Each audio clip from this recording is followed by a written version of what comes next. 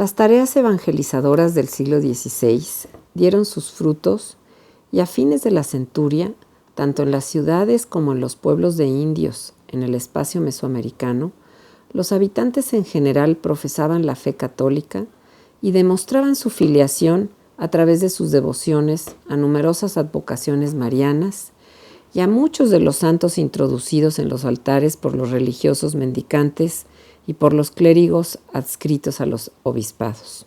Lo hacían en el marco de lo dictado por el Concilio de Trento en su última sesión. Nuestra Señora de Guadalupe, la advocación mariana que estuvo presente desde el siglo XVI en la mentalidad de los novohispanos, fue difundida extramuros de su ermita durante el siglo XVII a través de la escritura y conforme avanzó el siglo, su veneración se extendió hacia todo el territorio novohispano y cruzó los océanos. En el siglo XVIII, después del traslado a su santuario, era venerada en todo el territorio del Reino de la Nueva España, en ermitas, parroquias, santuarios y catedrales, y más allá de sus fronteras y allende del mar, en otros espacios de la monarquía hispánica. Se reconocía en el orbe como la principal advocación de la Madre de Jesucristo, venerada en el Reino de la Nueva España. Hoy en día, independientemente del credo que se profese, la imagen de la guadalupana es apreciada como ícono de la identidad mexicana. Después de la Basílica de San Pedro en Roma, su santuario es el más visitado en el mundo. El 12 de diciembre del año 2019, el último año previo a la pandemia, acudieron al santuario cerca de 10 millones de peregrinos. Los orígenes de esta imagen mariana y el desarrollo de su veneración están estrechamente unidos a los procesos históricos de México, por lo que ha sido y es y seguirá siendo motivo de estudios de humanistas, científicos, sociales, nacionales e internacionales. En la historia de los aconteceres de México y de los mexicanos, es obligado a hacer referencia a los orígenes del culto, a sus múltiples representaciones, así como también a sus innumerables reproducciones y actividades piadosas que los novohispanos llevaban a cabo para solicitar su intercesión. A mediados del siglo XVIII, el jesuita Javier Lascano afirmaba que no había casa en la que no hubiera una imagen de la guadalupana. Nosotros podríamos sugerir que en ese siglo no había misión en el noroeste que no contara también con una representación de Nuestra Señora de Guadalupe del Tepeyac. Javier Nogués, estudioso de las culturas prehispánicas, se ha distinguido por sus rigurosas investigaciones sobre la devoción de esta advocación mariana. En su conferencia El culto a la Virgen de Guadalupe en México, algunas reflexiones, ofrece una síntesis sobre la historiografía guadalupana y advierte que el origen de Guadalupe del Tepeyac es un objeto de estudio que da lugar a numerosas interrogantes. Nogués menciona en su conferencia a los 4 escritores, los nombrados evangelistas guadalupanos por el historiador Francisco de la Maza, quienes en el siglo XVII escribieron sobre el origen de la imagen y el culto. Sus textos significaron el tránsito de la tradición oral a la historia en letra impresa, lo que implicó también el paso de una devoción local a una devoción valorada por la monarquía y reconocida por la Santa Sede. Muchos historiadores de los siglos XIX al XXI han sido atraídos por lo que comúnmente se califica como el fenómeno guadalupano. En particular, les une el interés por explicar los orígenes de la imagen y de su veneración. Sin embargo, la carencia de fuentes documentales impide dilucidar con precisión cómo y cuándo apareció esta imagen de María y cómo se inició su veneración en el Tepeyac a través de la singular representación pictórica atribuida por algunos al pincel del indio Marcos. Imposible no recomendar aquí que después de escuchar la conferencia se aproximen a la gran obra escrita por nuestro maestro, el doctor Edmundo Gorman, Destierro de sombras, Luz en el origen de la imagen y culto de Nuestra Señora de Guadalupe del Tepeyac. Deseamos que esta conferencia guadalupana sea del agrado de todos ustedes. Muchas gracias. Javier Nogués es licenciado y maestro en Historia por la Facultad de Filosofía y Letras de la Universidad Nacional Autónoma de México. Además, es doctor en Estudios Latinoamericanos por la Universidad de Tulane, Nueva Orleans, Luisiana, en Estados Unidos. Es historiador mexicano y profesor e investigador de tiempo completo en el Colegio Mexiquense, institución en la que también está adscrito al programa de maestría en Historia de México e imparte la cátedra de manuscritos pictográficos indígenas del Centro de México, así como seminarios de tesis. Entre sus publicaciones destacan las ediciones facsimilares de diversos códices, y su tesis doctoral en torno a los documentos guadalupanos fue publicada por el Fondo de Cultura Económica y el Colegio Mexiquense. Es colaborador de la revista Arqueología Mexicana, donde ha publicado alrededor de un centenar de notas sobre códices mesoamericanos y otros temas de historia y cultura de los nahuas, y a cuyo comité científico editorial pertenece actualmente. Es miembro del Sistema Nacional de Investigadores y en 2019 fue nombrado corresponsal nacional en el Estado de México de la Academia Mexicana de la Historia.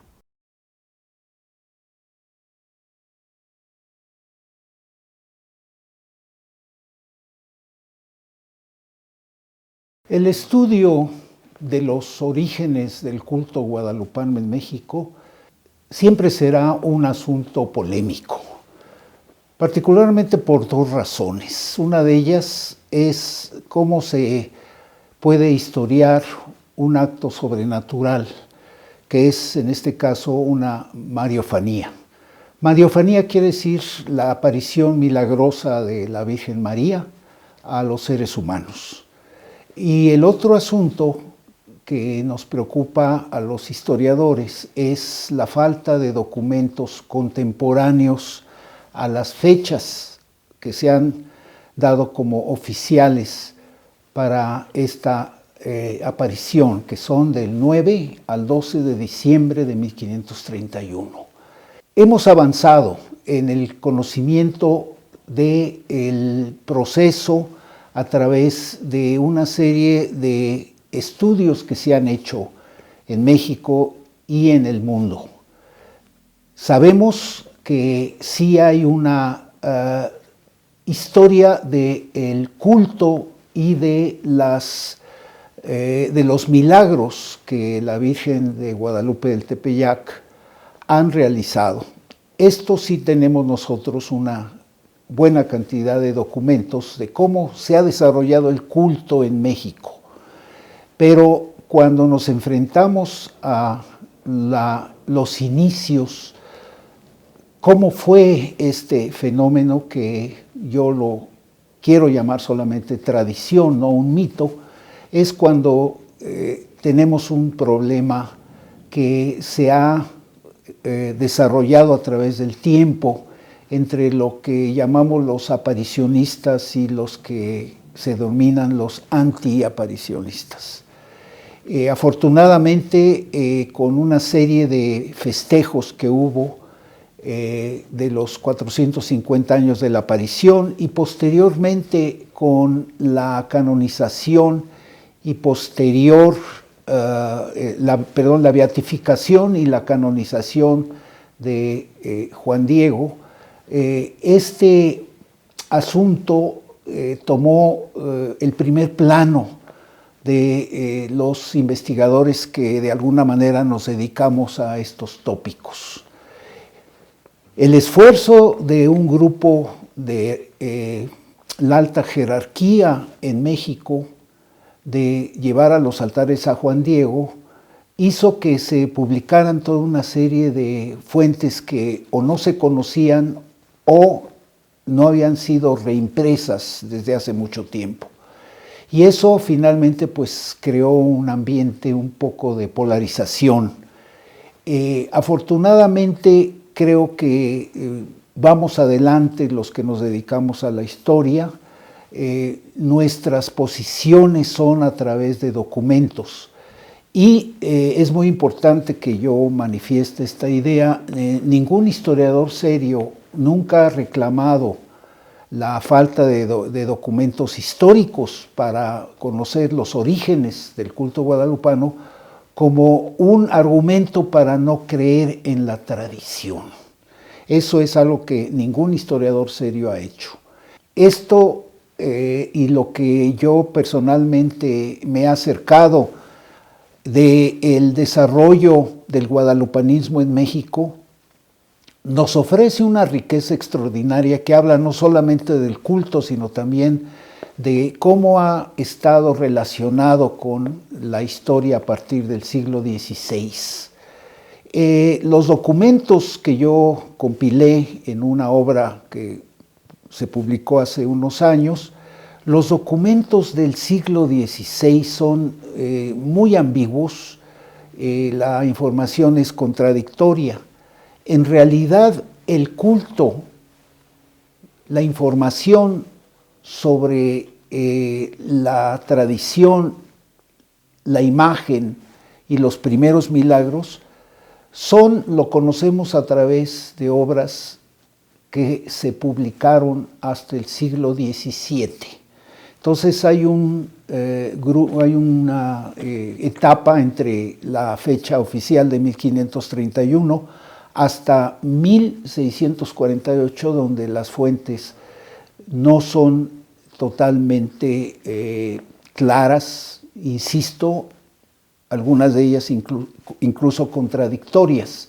Lo que quiero explicar es que no es sino hasta 1648 cuando por primera vez conocemos un relato coherente, organizado, que habla de las apariciones de la Virgen María en el Tepeyac a un indio humilde llamado Juan Diego, y que habla también de la imagen. Esta obra de 1648 se conoce con el título de Imagen de la Virgen María. Fue publicada por el bachiller Miguel Sánchez. Y es la primera vez cuando tenemos, insisto, ya una historia coherente como la conocemos más o menos ahora. Miguel Sánchez incluye una serie de ideas con el objeto de vincular las apariciones guadalupanas con algunos de los capítulos y algunos de los elementos que encontramos en el libro del Apocalipsis de San Juan.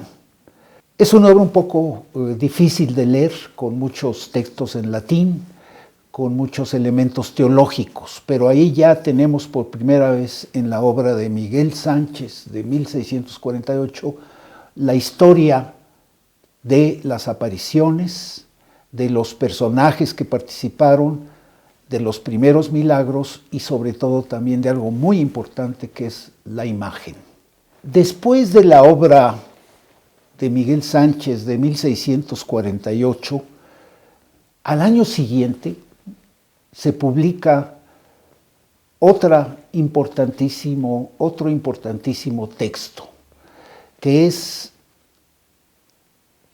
en lengua náhuatl, cuya primera palabra es Huitlamahuizoltica, que quiere decir el gran acontecimiento, donde se apareció en lengua, insisto, en esta lengua, habla de las apariciones en el Tepeyac. Es un texto que, pues lamentablemente, tiene un problema. El autor es Luis Lasso de la Vega, bachiller Luis Lasso de la Vega, muy asociado a las actividades de la iglesia, que en ese momento ya era un santuario que iba en ascenso, en popularidad. Estamos hablando casi de la segunda mitad del siglo XVII. Publicado en lengua náhuatl, él es el autor, él dice que lo escribió, y es precisamente el texto, podríamos llamar la versión oficial, que da lugar a posteriores elementos que se van agregando a este texto original. La cuestión ahora es que sospechamos que él no fue el autor. Sin embargo, el doctor Edmundo Gorman tiene una hipótesis de la que voy a hablar en un momento, sobre la autoría de este importantísimo texto en lengua náhuatl. El siguiente texto importante para conocer el culto de la Virgen de Guadalupe en el Tepeyac es el de Luis Becerra Tanco, que lo publica en dos ocasiones, 1666 y 1675. Ya es en español y agrega informaciones que no estaban en el texto de Luis Laso de la Vega. Informaciones muy interesantes que intentan darle mayor historicidad a las apariciones de 1531. Y es en 1688 cuando aparece el último gran texto que va a ser con los que acabo de mencionar, van a ser la base de lo que conocemos sobre esta mariofanía en el Tepeyac, que es Francisco de Florencia, la Estrella del Norte, donde también retoma los textos anteriores, pero vuelve a ingresar a su texto algunos asuntos que no conocíamos. Se va enriqueciendo y sobre todo muy interesados en la biografía, se aumentan datos sobre la biografía de Juan Diego. Estos cuatro autores que acabo de mencionar, Miguel Sánchez, 1648, Luis Laso de la Vega, 1649, Luis Becerra Tanco, 1666 y 1675, y Francisco de Florencia, 1688, son los que el gran historiador del arte mexicano, Francisco de la Maza, ha llamado los cuatro evangelistas de Guadalupe, en un extraordinario libro que todos conocemos. Es un libro muy bien escrito y que analiza muy bien estos principios de la información guadalupana, pero, insisto, son publicaciones del siglo XVII. De ahí en adelante, el culto guadalupano, su presencia va a tener un enorme éxito. Para el siglo XVIII hay un enorme florecimiento, el culto va más allá de las fronteras del centro de México, se hacen una gran cantidad de imágenes que se llevan particularmente para la colonización del norte de nuestro país, y es el gran florecimiento de la mariofanía del Tepeyac. El siglo XIX ya va a ser otra historia. Sin embargo, quiero volver sobre el asunto de la autoría del texto en lengua náhuatl. Parece ser, por los estudios recientes que han hecho, ya que tenemos un buen número de investigadores mexicanos y extranjeros que se han dedicado a explorar aún más este problema tan importante que es quién escribió el texto en náhuatl que conocemos como el Hueytla-Mahuizoltica. El Hueytla-Mahuizoltica contiene básicamente dos porciones. La primera se intitula el Nican Mopohua, que habla de las apariciones en el Tepeyac a Juan Diego, y hay otros dos personajes muy importantes, que son Juan Bernardino, su tío, y un personaje que tuvo gran importancia en la primera mitad del siglo XVI, el primer obispo y arzobispo de México, o de la Nueva España, Fray Juan de Zumárraga. La segunda parte se llama Nican Motecpana. Ambas más o menos quieren decir, aquí se cuenta, aquí se ordena en lengua náhuatl, ¿no? La segunda parte habla de los primeros milagros, cómo la Virgen comenzó a darse a conocer, a realizar milagros, particularmente a habitantes españoles, criollos y a un noble indígena texcocano. Se le llama Nícar Tecpana los primeros milagros. Ahí, por ejemplo, también se describe cómo fue trasladada la imagen de las casas obispales de Zumárraga a la primera ermita el 26 de diciembre de 1531. Y al final hay una parte un poco más secundaria que se llama Nicantlaltica. Aquí se expone, aquí se pone en náhuatl, ¿no? Que es un poco las oraciones que se deben de hacer a la Virgen Santa María de Guadalupe. Autores modernos creen que en realidad Laso de la Vega, a quien me he referido, más bien fue un editor, más que un autor.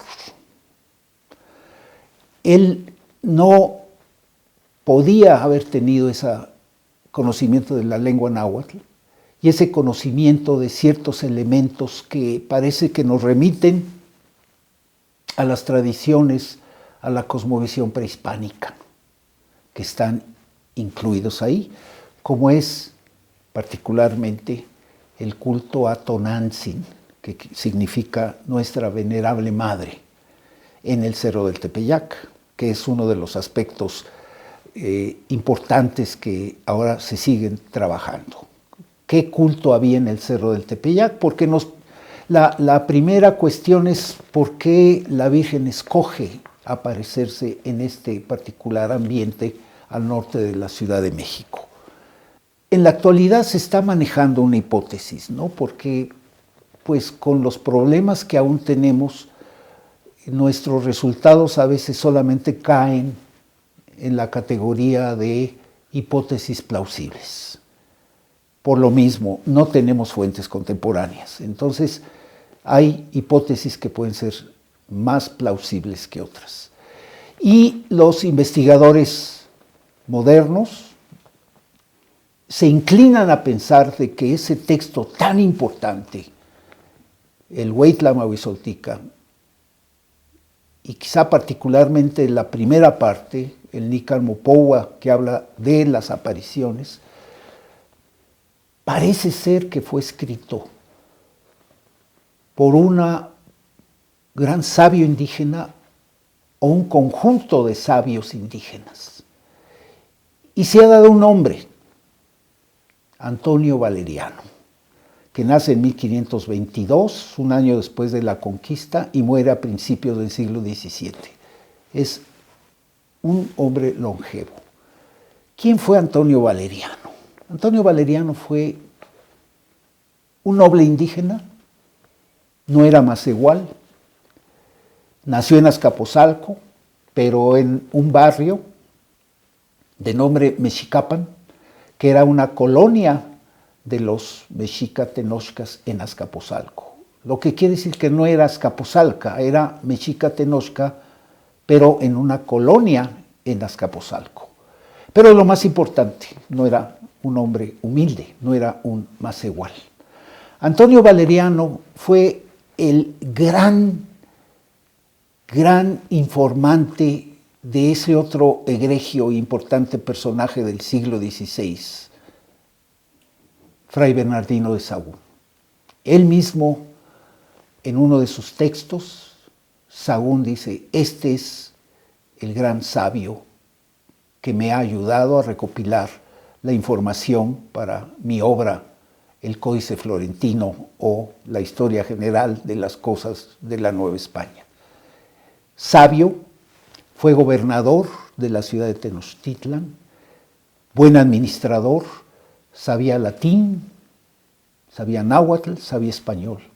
Y él colaboró con otros importantes nobles en el Imperial Colegio de la Santa Cruz de Tlatelolco, donde Sahagún hizo una buena parte de su obra, lo que llamamos en los textos los informantes de Sahagún. Los autores modernos piensan de que precisamente este grupo de sabios indígenas nobles, fueron los que de alguna manera intervinieron para redactar este interesantísimo texto que tiene una secuencia, tiene una forma clara de expresión que los aparicionistas lo han considerado que es la historia misma de la Mariofanía en el Tepeyac. Es un texto muy bien hecho, muy claro, muy preciso en muchas cosas. Y solamente un grupo muy especial de nobles indígenas lo hubiera podido redactar. Nobles indígenas en Tlatelolco que también tuvieron conocimiento de las apariciones de las vírgenes en España, particularmente de la Extremadura, de la cual un buen número de conquistadores estaban ligados. La Virgen de Guadalupe de Extremadura en España. Y en el texto vemos una extraordinaria, y yo diría estética, hermosa combinación de elementos tradicionales indígenas, de cosmovisión indígena, con elementos mariofánicos de la Virgen de Guadalupe española, porque de ahí viene el nombre de Guadalupe. Entonces, es muy probable que estos sabios indígenas tenían conocimiento de lo que había sido, cómo se desarrollaban las apariciones de la Virgen María en España. Particularmente el caso de que siempre la Virgen escoge gente humilde, o incluso en apariciones posteriores escoge niños, jovencitas, como es el caso de Fátima y el caso de Lourdes. Es muy probable que este grupo de sabios a los que me he referido hayan sido los que elaboraron este texto. No hay una huella, lamentablemente todo este ambiente cultural tan extraordinario que se desarrolló en Tlatelolco a mediados del siglo XVI, casi ya no tenemos huellas. La biblioteca se esparció, una parte de la biblioteca del Colegio Imperial de la Santa Cruz fue a parar a Estados Unidos. En fin, no podríamos en este momento saber qué es lo que había y cómo estaban enterados los sabios indígenas de estas apariciones en España. Pero hay elementos, significativamente sí hay elementos. Otro asunto también que está por dilucidarse, no insisto en lo que mencioné al principio de esta entrevista, hay todavía muchos aspectos que quizá nunca se van a poder resolver por falta de documentos correctos, por falta de documentos que los historiadores consideren útiles. Es el de la imagen. El éxito realmente del culto guadalupano se debe no solamente a este texto al que me he referido en lengua náhuatl y los posteriores autores, particularmente los del siglo XVII, que nos enriquecieron la información, Sánchez, Lazo de la Vega, Becerra Tanco y Florencia, sino que también tenemos la otra parte de ese éxito, que es la imagen. Una imagen que también se considera que no fue hecha por manos humanas, es arqueopoética, como es el Santo Sudario de Turín. La imagen también, pues, se encuentra todavía en el ámbito de la polémica. Tenemos un dato que lamentablemente no es muy amplio, pero que parece ser que nos da una idea del origen de la imagen que actualmente se venera en la villa de Guadalupe. En 1556, se da una polémica bastante ríspida entre el segundo arzobispo de México, Montúfar, Alonso de Montúfar, y el provincial franciscano, Alonso de Bustamante. Esta polémica se debió a que parece ser que Montúfar ya estaba impulsando el culto en el Tepeyac. A los franciscanos como que no les gustó mucho estas formas que estaba utilizando Montúfar. Dieron en una misa en San José de los Naturales, el provincial franciscano se quejó de que el segundo arzobispo estaba impulsando un culto que no tenía bases. Y en uno de estos testigos que Montúfar llama para que le informen lo que dijo el provincial franciscano, uno de ellos dice, el provincial franciscano mencionó que esa imagen no era milagrosa, sino que había sido pintada por un indio de nombre Marcos, y que no se debía de creer su origen sobrenatural. Esto significa que identifica a un pintor.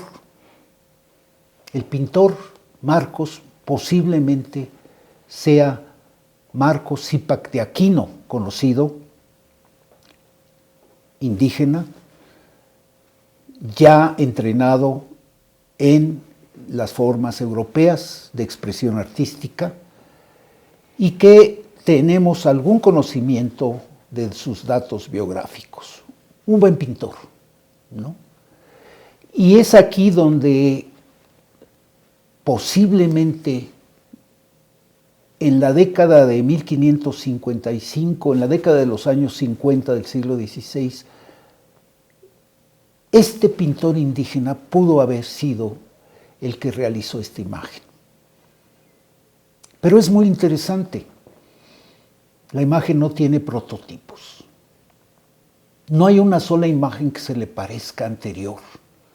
Sabemos que los elementos importantes de la imagen venerada en la actual Basílica de Guadalupe es una Inmaculada Concepción. Eso sí es claro. Sin embargo, cuando se le intenta comparar con otras imágenes, sobre todo europeas, nos damos cuenta que ninguna se parece, ninguna podríamos considerar como prototipo de la imagen guadalupana. Es una imagen muy especial, una imagen que hasta la fecha autores, antropólogos principalmente, han intentado ver elementos iconográficos prehispánicos, pero parece que todavía si están no los entendemos. Hay dos cosas interesantes en la imagen, una de ellas es la luna de color negro y otra la cinta del mismo color. Y lo único que parece ser un elemento característico de las imágenes que se hacían en la época anterior a la conquista es una flor tetrapétala que tiene en su vestido.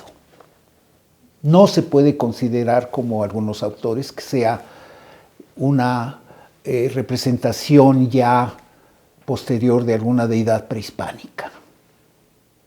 Eso creo que los que han escrito sobre este asunto no han podido a satisfacción probar de que se trata de una imagen con muchas o con muy visibles características de las deidades prehispánicas.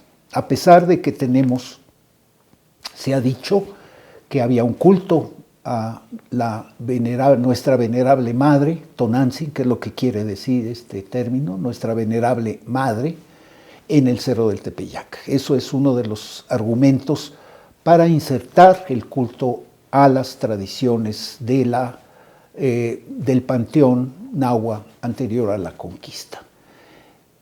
Insisto, sigue siendo un problema.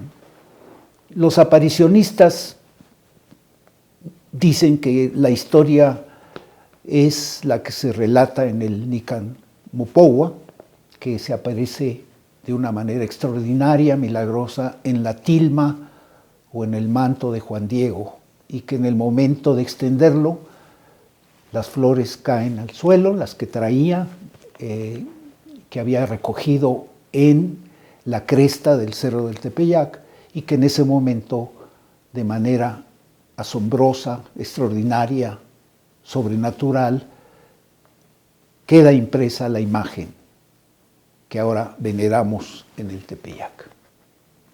Esos son los problemas todavía que se presentan en los inicios del culto a través del texto y a través de la imagen. Para el siglo XIX, ya a fines del siglo XVIII, principios del siglo XIX, ya comienzan a aparecer algunas obras que tratan de poner un poco de orden respecto a cómo sabemos esto. ¿Cuáles son las fuentes de información? Que eso es lo más importante, ¿no? Porque el personaje histórico indudable de las apariciones es Fray Juan de Zumárraga. Y lamentablemente Juan de Zumárraga no escribió una sola línea, un solo párrafo sobre su participación tan importante en las apariciones a Juan Diego y la posterior presencia de la Virgen en la casa, en el jacal de Juan Bernardino, que había sido contagiado por la peste, posiblemente un cocolisli, como se le llamaba, y que la Virgen le dice que lo va a curar. Es uno de los primeros milagros. Juan Bernardino es el tío. Aparece como un personaje secundario María Lucía, como la esposa de Juan Diego, pero ella muere antes de las apariciones. Ojalá que nos hubiera dejado algún punto de referencia respecto a algún texto, respecto a su participación en la Mariofanía del Tepeyac. Y lamentablemente no lo tenemos.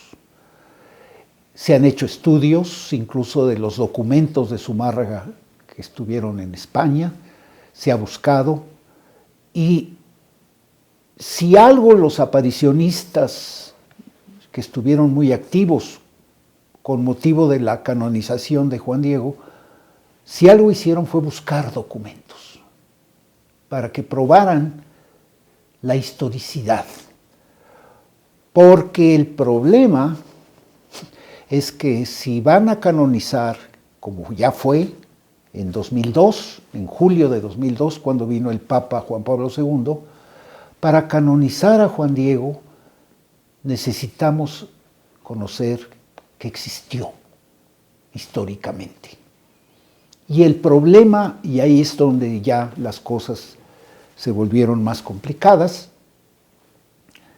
si no hay rastros verdaderamente de documentos históricos como los que manejamos nosotros, los historiadores profesionales, sobre Juan Diego, entonces no existió la aparición. Ese es el problema que se desenvolvió por el impulso de canonizar a Juan Diego. Y es ahí donde entramos, lamentablemente, a partir de los años 90, entramos en ruta de colisión, los historiadores con los apologistas, con los aparicionistas. Al final, triunfó la causa de Juan Diego, con el nombre de San Juan Diego Cuauhtlatoatzin, que significa el venerable que habla como águila, o el que grazna como águila. Asunto muy interesante de por qué Juan Diego tenía este segundo nombre. Vuelvo al siglo XIX. Comienzan las críticas. La primera es de Juan Bautista Muñoz, que era un historiador español que vino, investigó y publicó una obra, cronista de España. Y fue el primero que hizo críticas respecto a las fuentes. Sin embargo, aquí su acción de Juan Bautista Muñoz, fines del 18, principios del 19, se debe también a que la corona española se había dado cuenta de que la causa de los criollos, que cada vez era más fuerte en la Nueva España en particular, tenía como gran símbolo, como gran bandera, la Virgen de Guadalupe. Y entonces ahí es donde intentaron un poco, yo diría, neutralizar esa importancia al decir que no había sido un acto histórico, no había sido una mariofanía histórica. Y recuerden ustedes un asunto también muy importante de esta historia que estoy relatando con cierta rapidez, de qué sucede en 1810. Miguel Hidalgo toma como emblema un estandarte guadalupano para la causa. Morelos sigue, pero ya un poquito con otros aspectos iconográficos. Sin embargo, Morelos sigue siendo un líder que tiene en mente esta imagen, este culto, esta historia guadalupana como una forma quizá de cohesión de sus movimientos, ¿no? Pero es muy interesante que en nuestro país, a principios del siglo XIX, un estandarte de una virgen, un estandarte religioso, se toma como el gran símbolo de un movimiento político. Y de ahí en adelante viene, por ejemplo, la carta de Joaquín García y Calvaceta, a fines del siglo XIX, que es realmente... Y Joaquín García y Calvaceta fue quizá uno de los grandes historiadores del siglo XIX. El arzobispo de México le pide una carta sobre los orígenes del culto, le escribe y él dice: yo soy un ferviente católico, pero también soy un historiador. Y aquí está el resultado del estudio de los documentos que se conocían en esa época, ¿no? Y resulta con que García Calvaceta le dice al arzobispo: no la dé a conocer, esta es una carta personal. Asunto que no duró más que un par de semanas, porque en cierto momento ya se había dispersado esa carta por un gran público en la Ciudad de México en particular.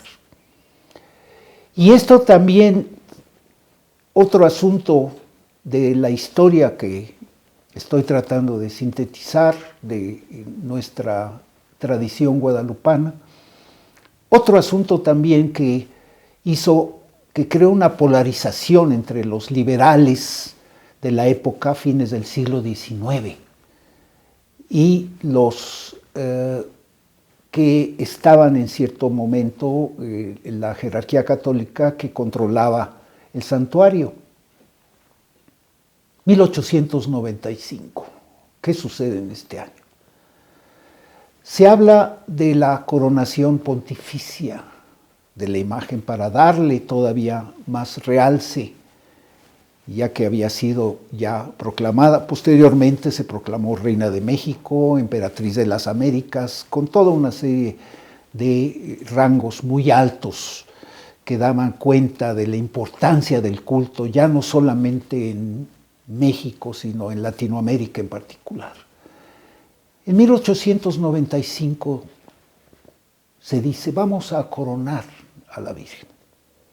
Sin embargo, había un pequeño problema, que ya estaba coronada, ya tenía una corona. Y de repente desaparece, lo cual pues ya se consideran ustedes todo el revuelo que causó esto, porque ya la imagen no aparece con una corona. Se hace toda la festividad, vienen altos dignatarios de Estados Unidos, de Canadá, de Europa y de Latinoamérica, y es la corona que actualmente se ve que está adornando el altar principal de la basílica. Pero esto muchos liberales de la época lo consideraron un acto incluso de falta de respeto a una imagen, ¿no? Se le quita una corona para coronarla, ¿no? Y eso es lo que a partir de ese momento pues comienza a polarizarse un poco estas dos posiciones que actualmente todavía existen, que son los pro, en favor de las apariciones como un aspecto histórico, y los que de alguna manera tenemos documentos históricos que no lo prueban. Estas reflexiones que debemos de hacer en esta época tienen que ir en la dirección de no crear esta situación, no crear este ambiente de pros y contras. Yo creo que, y esto es mi opinión personal, yo creo que lo que nos queda hacer ahora en el futuro, pues es seguir en estas dos direcciones que son importantes. La dirección de la tradición, el culto y los milagros, que no pueden ser negados, y por otro lado, lo que hacemos los historiadores. Insisto, son dos vías que hasta antes del proceso de beatificación y canonización de Juan Diego habían viajado en nuestra historia paralelamente. Es lamentable que por la canonización del indígena Juan Diego nos pusieron en ruta de colisión. No era necesario. Antes no se mantenían estas actitudes de pros y contras. La gente le interesaba la tradición del Tepeyac. No iban a buscar historia, iban a buscar lo que es el principal mensaje que nos da el texto en náhuatl, el Nican Mopohua, el origen de todo lo que conocemos sobre este culto. ¿Cuál es ese mensaje? La maternidad espiritual de María. María nos acoge como sus hijos, nos protege, nos ayuda, es la intercesora frente a su Hijo y frente a Dios Padre. Ese es el mensaje que está ahí. Y el padre Garibay, ya desde los años 60, hablaba de eso. No debemos de llevar este mensaje fuera de este importantísimo asunto por el que la Virgen se aparece en el Cerro del Tepeyac, en este importante mariofanía que es la protección de una madre. Lamentablemente, ha sido tan potente el culto que se ha utilizado para fines no particularmente religiosos. Se ha vuelto un símbolo de la guerra de independencia, se ha vuelto un símbolo de el zapatismo, se ha vuelto un símbolo de la guerra cristera, no el único, pero uno de los más importantes. En fin, que nuestra labor ahora es volver a enfatizar lo que es importante. No es su historicidad, es su mensaje. Y ese mensaje creo que está vigente y debemos de protegerlo. ¿Por qué? Porque creo que es una de las bases de nuestra identidad como mexicanos. No hay absolutamente ninguna duda de la importancia que ha tenido el culto de la Virgen de Guadalupe. Nunca ha tenido periodos de decadencia en la época de Juárez, por ejemplo, ¿no? Con la secularización de los bienes del clero. Juárez respetó el culto a la Virgen de Guadalupe, ¿no? ¿Qué significa esto de que está vigente? Es importante, pero debemos de buscar, insisto, lo que es el verdadero mensaje. Volver a las raíces de lo que querían hacer, lo que se expresa en el Nican Mopohua en particular. Porque finalmente esto es precisamente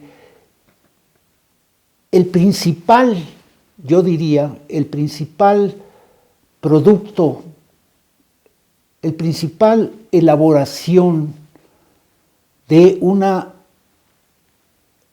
época en México donde se da un sincretismo entre lo prehispánico y el catolicismo español. Lo que se ha llamado arte, cultura indocristiana. Es un magnífico ejemplo de cómo dos culturas se vincularon y que el mensaje finalmente es el que los indígenas querían transmitir, estos nobles a los que me he referido. ¿Por qué? Porque por primera vez se dieron cuenta de que el culto a la Virgen María era el culto de los pobres y era un culto democrático para todos, como dice la Virgen. Mi amor es para todos ustedes, ya no es solamente para nobles o para ciertos grupos en particular, étnicos, sino es la democratización de la maternidad espiritual de María. Eso es una de las cosas por las que tiene el gran éxito. Y sobre todo, el ya referirse particularmente al apoyo, a la ayuda, a la consolación de los pobres, de lo que en la época prehispánica se llamaban los macehuales. Creo que estos son los elementos que le dieron y le dan el gran éxito a esta gran tradición que es la de Nuestra Señora de Guadalupe en el Tepeyac. Y hablando de tradiciones, quizá aquí sí podría utilizar el término mito. Recuerden ustedes algo muy importante. Nuestro emblema nacional, el águila posada, perchando en un nopal, devorando una serpiente, el nopal que en realidad es un tunal, de ahí viene el nombre de Tenochtitlan, ¿no? El tunal creció sobre una piedra, la piedra fue el corazón de Copil, el sobrino de Huitzilopochtli, que sacrifica, hijo de su hermana Malinalxóchitl. Ese mito es el fundador de la Ciudad de México, Tenochtitlan. De México, Tenochtitlan. Ocurrió en un año que no sabemos, pero que oficialmente tenemos un dato que está en una escultura de la Sala Mexica del Museo Nacional de Antropología, que es el año 2 Casa, que correspondería a 1325. Di la fecha, di este acto portentoso que en náhuatl se llama un Tetzahuitl, tuvieron lugar. No sabemos exactamente cuándo se fundó la Ciudad de México, esa es una fecha más bien mítica, 1325, el año 2 Casa, o Mecali en náhuatl. Sin embargo, marca el inicio de lo que va a ser el destino manifiesto que les dio su deidad tribal, Huitzilopochtli, a los mexicas, tanto los que se establecieron en Tenochtitlan como sus hermanos que se establecieron en Tlatelolco. Es un mito o una tradición, y sin embargo se acepta como nuestro emblema nacional. ¿Qué quiere decir? Que quizá las tradiciones, los mitos, son más importantes que la realidad. No son perecederos. Tienen la posibilidad de explicar muchas cosas. Son muy atractivos. Marcan puntos de referencia en nuestra historia. Marcan la posibilidad de que un símbolo lo entendamos y sea el símbolo de todos. Porque de otra manera no hubiéramos escogido como el emblema de nuestra bandera la fundación mítica de la Ciudad de México, Tenochtitlan, en un año mítico que fue el año Dos Casa o Mecali, que correspondería a 1325. En la actualidad, podría decir a guisa de conclusión de que en México se ha desarrollado un grupo fuerte de investigadores serios, historiadores, antropólogos, etnohistoriadores, que se han dedicado a investigar más, a conocer algunas otras dimensiones de todo ese gran bagaje documental que se ha generado alrededor del culto guadalupano en el Tepeyac. Creo que ha sido un trabajo muy importante, muy interesante, de autores particularmente mexicanos, aunque tenemos también ese gran interés fuera de México, ¿no? Yo mencionaría algunos de ellos que han contribuido de manera satisfactoria desde sus diferentes disciplinas.